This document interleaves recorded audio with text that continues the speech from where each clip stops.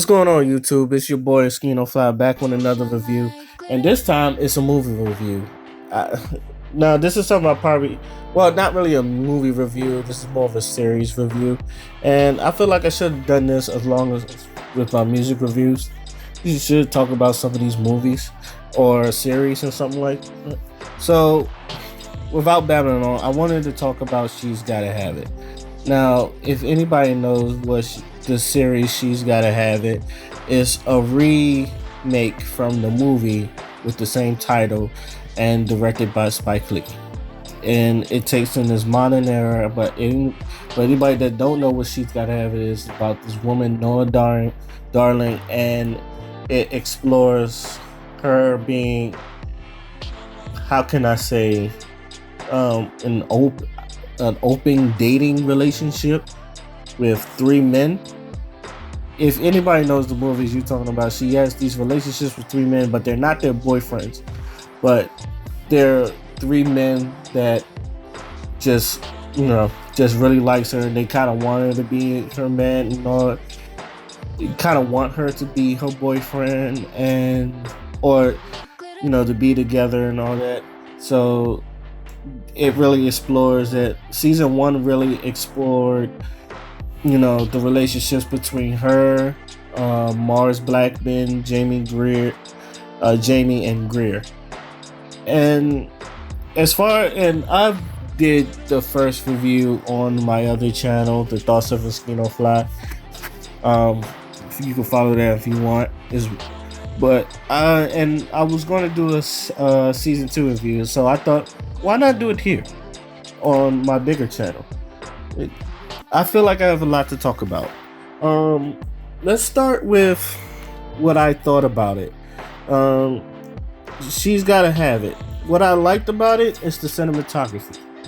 And even though I talked about season 1, by the way, even though I talked about season 1 on my other channel, I'm going to be talking about 2 seasons in jump.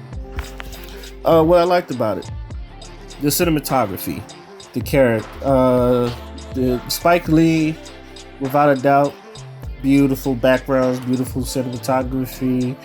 It makes you want to go to Brooklyn. Makes you want to just look at Brooklyn. He paints Brooklyn in such a beautiful portrait, as like you just want to be there. That's where everything is happening, and that's what I loved about this show. Shot beautifully. Brooklyn is beautiful. The characters, everybody is perfect for the role they're in. Even if Mars is Puerto Rican, and in the old one he was black, played by Spike Lee, but I can understand Spike Lee doing his own shit. But Mars being a Puerto Rican brother, it fits for some reason. Might be even, and if anything, he takes it above and beyond the original. So that's also good. The music, you get a lot of and this is what I love about it. You get a lot of music that you're familiar with, and even music that you're not familiar with. And then what you ever want to figure it out is, like, usually at the end of a scene, Spike Lee puts out this album covers of the artists that you just heard. So in one moment you have Floetry Say Yes, and then at the end of the scene you have Floetry Say Yes album cover on there, which I thought it was cool, and it makes people like want to figure out. Not only it makes you figure out who is singing it, it makes you want to look it up and like hear it from yourself. You're going to hear something that you like in this show. Okay, the cameos. The cameos to me are perfectly placed too. Some of them more familiar, some of them you're not completely familiar. I did not know that was Denzel Washington's wife when I first saw it, but now that I know, I was like, oh snap. Seeing the original Noah Darling, it was really great. It kind of like, when I first saw it, I said, oh snap, that's original Noah Darling. Same thing with Rosie Perez. I love Rosie Perez. And it has a lot of cameos. You'll see a lot of things. Even Spike Lee makes his own cameo, as I expect him to. It's just really good. Political and social views. Now, this is going to be, I'm not going to lie, a positive and a negative, but I'm just going to talk about the positive right now. The political and social views about this is really good. It's the first season starts in 2016, around the time Donald Trump got inaugurated. Won the presidency and got inaugurated. It goes through all that. And the second season is really heavy on the political and social views. It talks about gentrification. It talks about, light skinned people, how they have to talk about how most people see them as not black enough, or, the social construct of women and how they're being harassed in the streets, especially like in New York. It touches on every types. It even touches on women, like, body enhancements and all that other stuff. There's a woman in there, beautiful woman, her name's Shemeka. She want to get a big old booty, even though people tell her like she's fine without and all that stuff. She still pursues to get it, and that turns oof. And so it touches a lot on those things, and it's really good to hear that. And also, I forgot to write this down, but well, actually, I did write it down. This is also positive and negative. The script is mostly women. Like, people that wrote these scripts are mostly women. Now, that's a good thing and a bad thing. So, now when I'm talking about the what I dislike. Now, even though I said all the characters are perfect for each, and they played the perfect role, Nola Darling is the biggest disappointment out of everyone. And don't get me wrong, the woman that plays Nola Darling, DeWanda Wise, very beautiful woman. I think she's a very beautiful woman to look at. She's just like, you look at her and you just get lost in her eyes, and her hair is natural, and like, she got this, and I love dark skinned women, so she got this dark brown chocolate skin. So, but as far as I got to get her, she's probably one of the worst characters in this. I feel like, and the reason why I say that, I feel like her character development is not the best. I feel, and this is also biggest dislike. She's a very big hypocrite. And spoilers, if anybody hasn't seen it, she has a relationship with these three men and a woman who is a open lesbian. Now, she has these rules with these three men, to keep, you could say this, keep them in check. But the reason why she doesn't commit, and that's another thing, she has commitment issues, and I feel like they touch on that, but not really.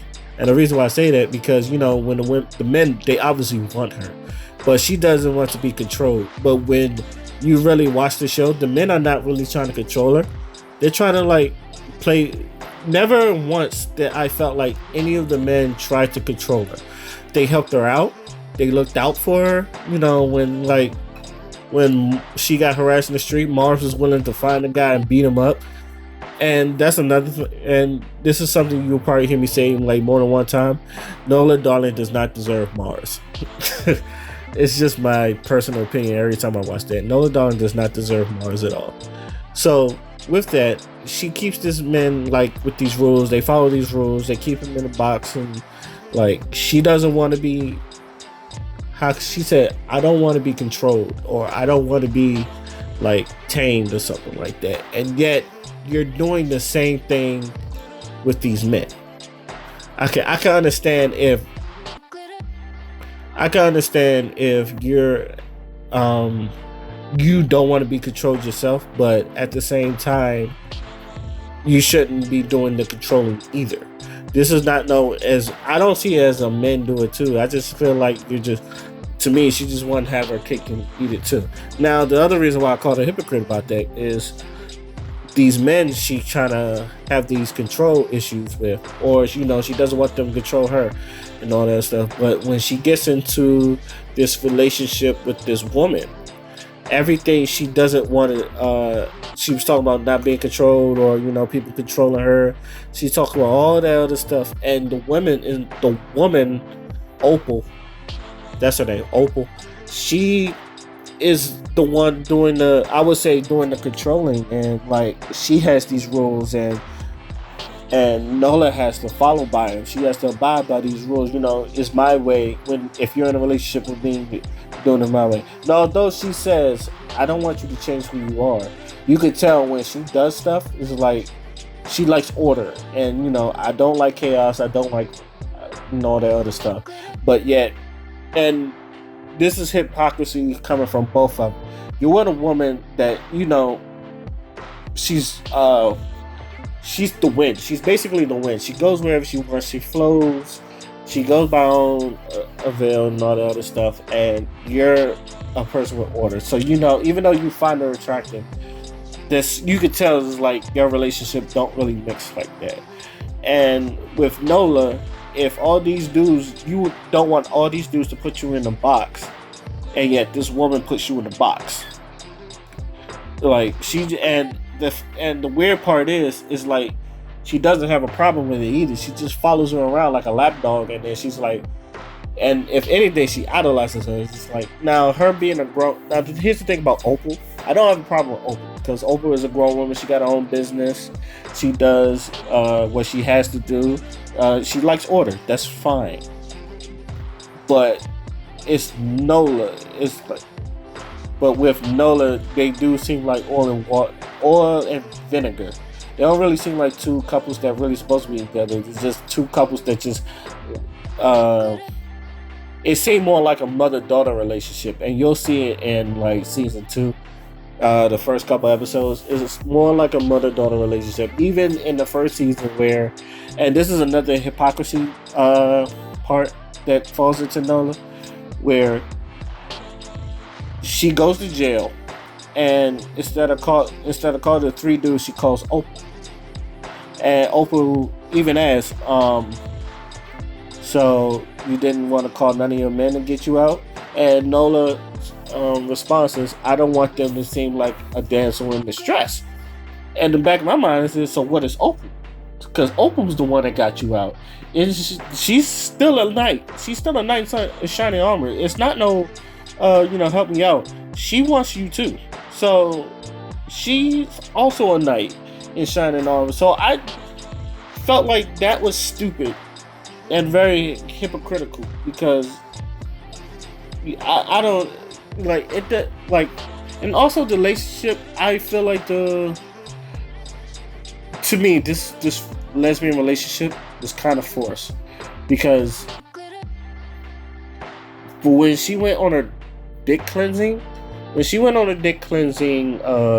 phase, where she was like, she was no weed, no alcohol, and no sex, but she didn't want to be penetrated. She was just doing lesbian sex shit.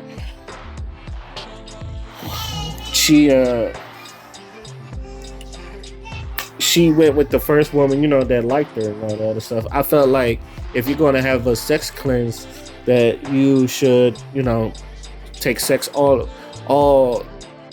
take sex out of it completely, even if it's from a male or woman. But like I said, I feel like she was trying to have her cake and eat it too. Also, so I have this term for like people that are like, that pretend they're gay but they're not. Now, I'm like, I don't know if this is going to accept it, but I do believe there are some people that's faking gay, like just to try to be in with the it crowd, or they're just following just because it's the right thing to do. I do believe there are people that just fake gay just to be it, so I call it gay for clout. I get this gay from clout feeling from Nola Darling. Now in original, like Opal, she tried to like do what most lesbian women do, get close to a woman when the men hurts her, get close to women, talking about I know how a woman feels and all that other stuff. So I've seen that plenty of times where women can get into women's spaces where a man can't. So she tried, in the original they try to play that game, but Nola likes men. But in this one, they try to switch Nola's character, Opal's character, and that's fine. But like I said, this relationship didn't really seem like a relationship. It seemed like a mother-daughter relationship. Now, with the sex part, I'm pretty sure the sex part, I guess they really love the sex part, but outside the sex part, they really didn't mesh. And you'll see that. So I feel like there was a lot of hypocrisy going around that way. And speaking of relationships, her whole relationships with the other men are weird because Jamie, obviously, he was a married man, and he's a married man fucking with Nola Darling, but you like really in love with. He's really in love with Nola, but he's trying to keep a marriage up for his wife and his son. I thought that was pretty weird, but I think that was on him, not really Nola. Uh, Greer, half the times I thought he was gay. Even though he was like has a French mother and all that stuff, and he was a model. It's like sometimes I felt like real gay vibes from him. Mars. Mars is my favorite character in Out the Hole, and you could tell my man was ride or die.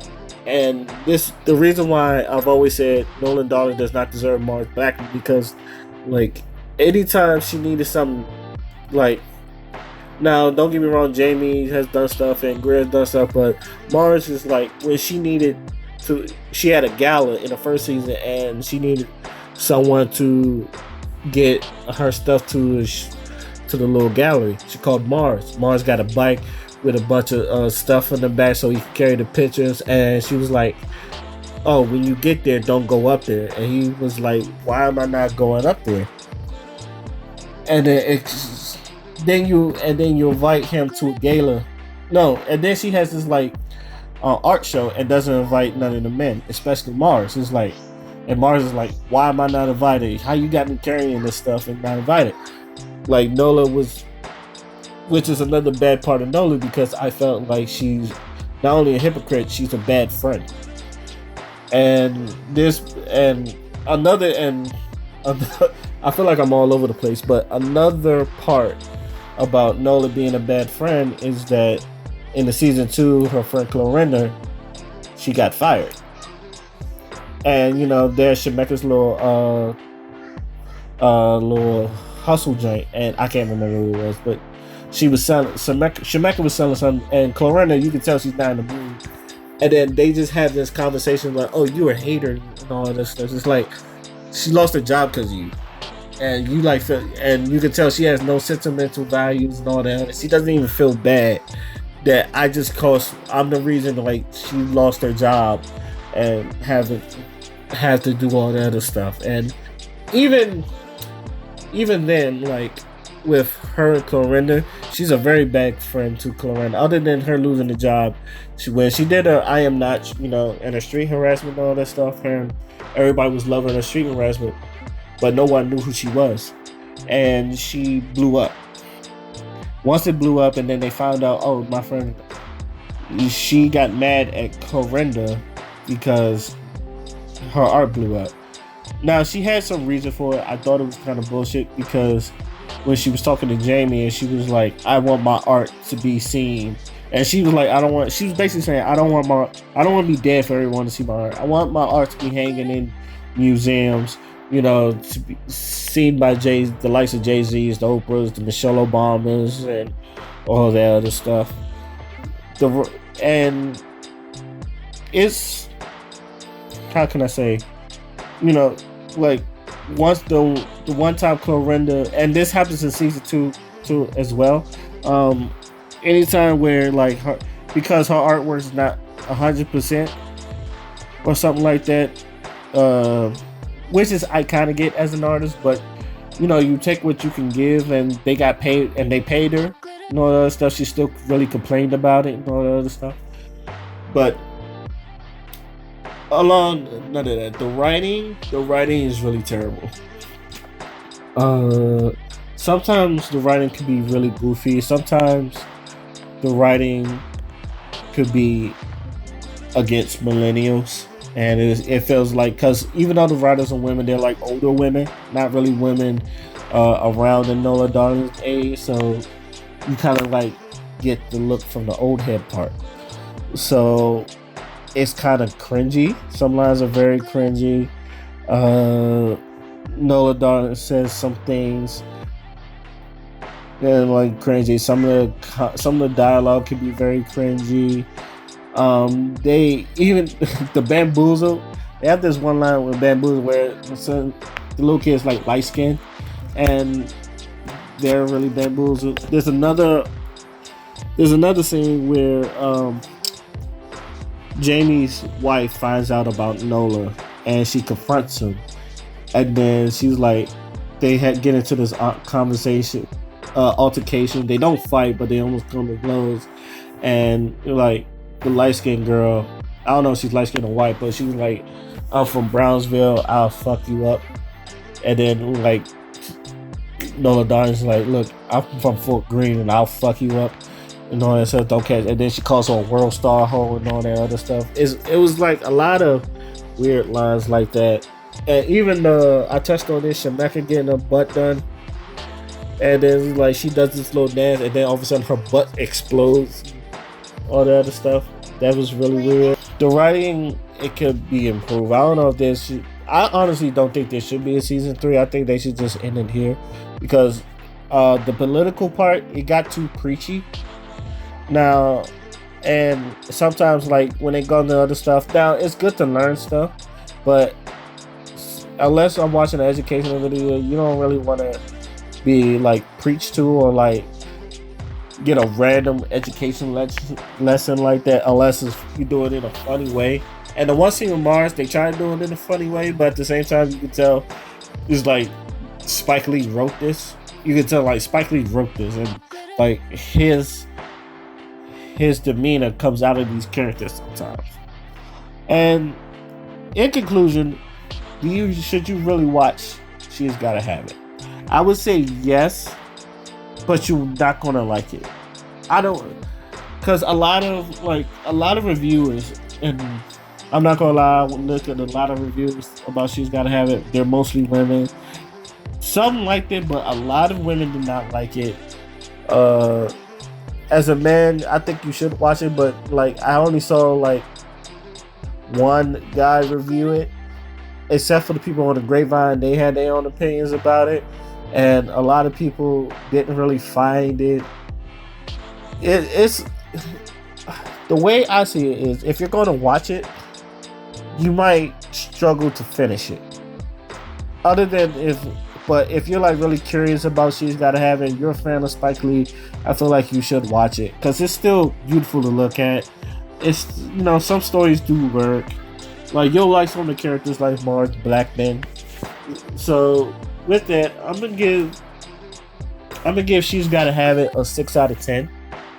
It's like it could be so much better, but even though like I felt like I got more. I wrote it down, my likes and dislikes. You would have thought I would praise it more than dislike it, but obviously with this review and everything about it, I'm talking about what I disliked it more than what I did like about it. So you can see how this movie affected me personally. So with that being said, go ahead watch it, but watch it at your own discretion. You may like it, you may not like it, but let me know what you thought in the comments. Till then, my name is Oscino and I'm out. Peace. Fancy ass man wear glove with rings, flying around town in a tub of wings. Found out how to make love to fiends. He mixing that fudge with the drug of dreams. She too teenage to have a drug of choice, but she fuck with that Royce like she love Detroit. She rollin'. Pharaoh.